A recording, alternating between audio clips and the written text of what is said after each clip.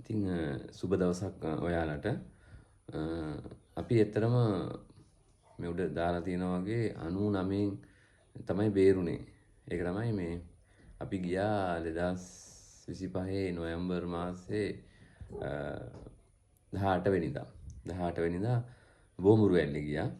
ඉතින් ඔය වෙලාවෙත් වහිනවා. ඒකට අර කුණාටුව දැන් ටික ටික පටන් අරන් වෙලා තියෙන්නේ.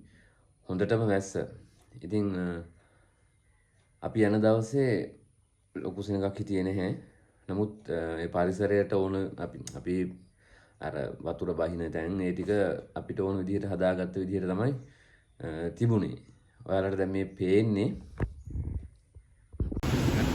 මේ පාලම එහෙම දැන් හදාගෙන ගිහලා මම ෆොටෝ වල දැක්කා මොනවද පස්සේ ඔක්කොම ගලවගෙන ගිහිල්ලා සම්පූර්ණ වෙනස් වෙලා. ඉතින් මේ වගේ යනකොට යනවනම් ඇත්තටම මේ එකක් මේ වයස ගැන ටිකක් කල්පනාකාරීව යන්න දැන් පාඩම් ඉගෙන ගන්නනේ අපි. අනිත් එක දැන් මේ ස්වභාවධර්මයෙන් එයාලට ඕන විදිහට වතුර යන්න පාරවල් හදාගෙන තියෙන්නේ.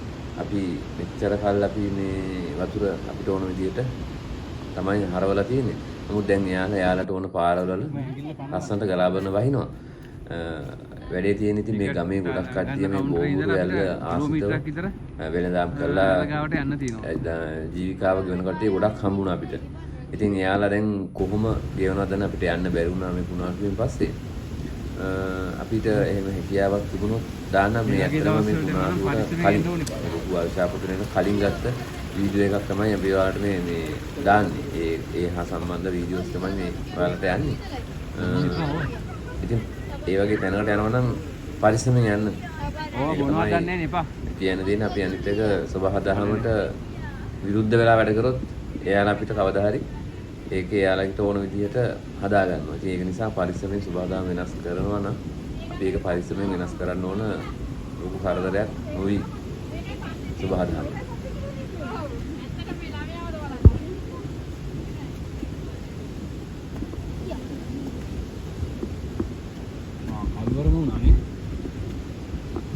මේ සම්පූර්ණ වීඩියෝ එක බලන්න අපේ channel එකට ගියොත් බලන්න පුළුවන්.